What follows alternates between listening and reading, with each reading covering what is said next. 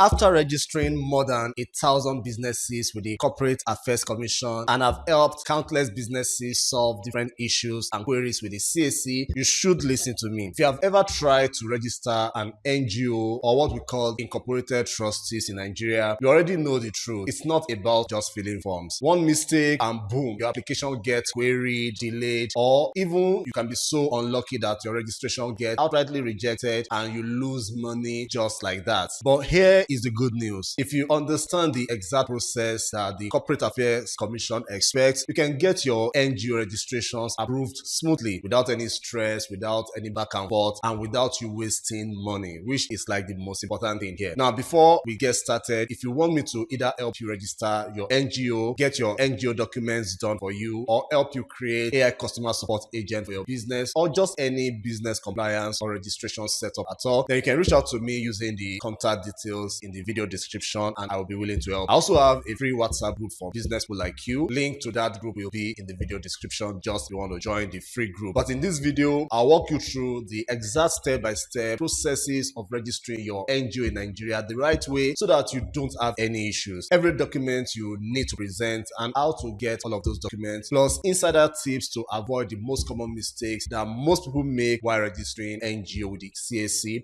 Follow these steps, you are not going to have any issue at all. Now, what is an NGO and what qualifies your organizations to be registered as an NGO in Nigeria? First, let's clear this up. In Nigeria, an NGO is registered as what we call Incorporated Trustees. And what that means is that it has to be a non-profit organization. It is set up for a cause, maybe for education, health, charity, religion, etc. And it is also managed by trustees, not owners or directors. So you don't go to CAC looking for NGO registration. What you actually are trying to look for when you get started is what we call Incorporated Trustees.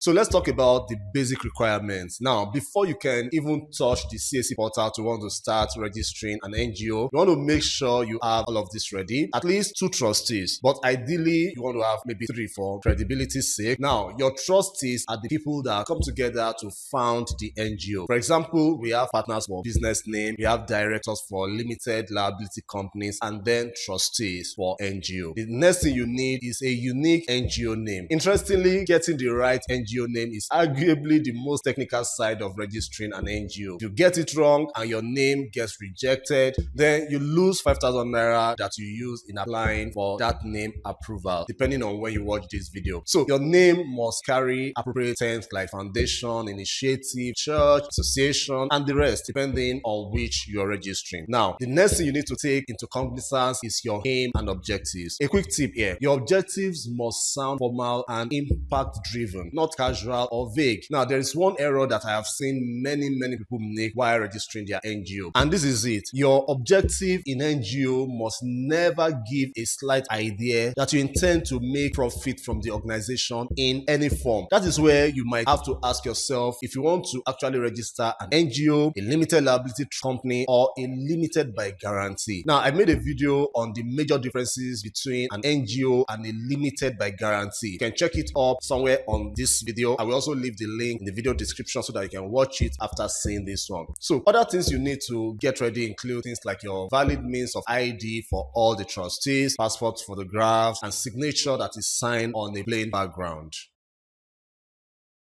Now, you need to know that NGO registration involves 3 basic steps. They are: number 1, the consent application, the newspaper publication / circulation, and then the final NGO or the Incorporated Trustees registration and submission. Now, let's go step by step. The first step is the application for name consent. Like I already mentioned earlier, choice of name for your NGO can be very tricky. And if your name is rejected, you have lost 5,000 naira already. Like I said, that will depend on when you're watching this video, because price change cost affects you also in that order. The broad advice that I do give people is that you want to make sure that your choice of name tally with the objective of the NGO, and you also want to avoid certain words. Also, a lot of persons don't know that the liberty with which you can select a name for your business name or an LTD does not exactly exist with NGO. For example, if you must use a non-English word for your NGO name or a word that does not have a quick meaning, you must explain to CAC the origin and the meaning of that word. Else, your application will be queried. As much as possible, you want to avoid names that sound like government agencies and then names that are too similar to existing NGOs. If you do everything else right, then your consent application should be approved within a few days.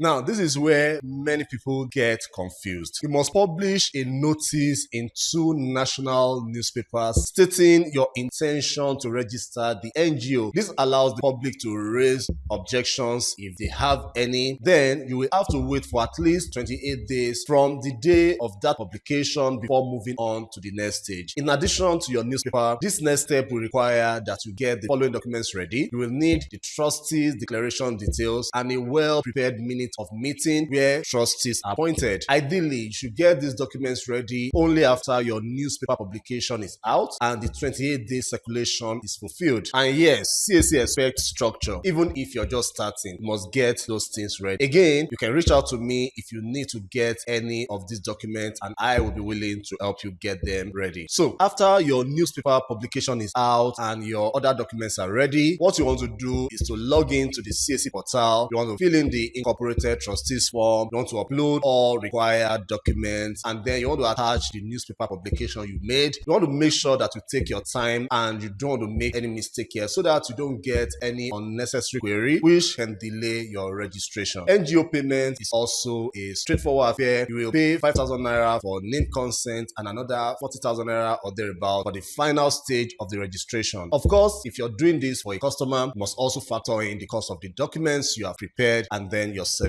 charge. And once you're done, you make the required payment to CAC and then you submit your final application. Everything is correctly done. Approval typically comes within a few weeks, but the entire registration process takes roughly about 2 months. Now, let me save you some stress here. These are the top mistakes that delay approval most of the time. Number 1, using unprofessional or vague objectives for your NGO, submitting incomplete trustees information, of course, choosing a restricted name without approval, errors in filling your constitution, and skipping the newspaper publication or not snapping the newspaper publication the right way. Another big one, trying to rush the process without understanding it gets you into a lot of stress. Trust me. CAC is strict, but they are predictable. If you follow the rules, you will find. Okay, so here are some insider tips that you want to take note of while doing your registration. You want to use clear, structured language in all your documents. You want to make sure your NGO name is unique and purpose-driven. You want to ensure that the trustees' details match their ID cards. And then you want to double-check everything before you go ahead to make your final submission. If you're unsure, then it's okay to work with a professional. In fact, I do advise that if you are not so used to the CAC registration, then you should get somebody to do it for you, but at least now you understand the process. If you want me to help you handle the entire registration process, then you can reach out to me using the contact details in the video description and I will be willing to help. Finally, registering an NGO in Nigeria is not hard, but doing it wrong is expensive, it's frustrating, and I mean very frustrating. Follow these steps carefully and you will avoid 90% or more of the problem that most people face while registering their NGO. If you found this helpful, then hit the like button, subscribe to this channel if you have not done so, and if you have any question about NGO registration that I have not touched, or CAC registration, or any registration in general, then leave your question in the comment section and I will do my best to respond to them. Thank you, and I'll see you in the next one.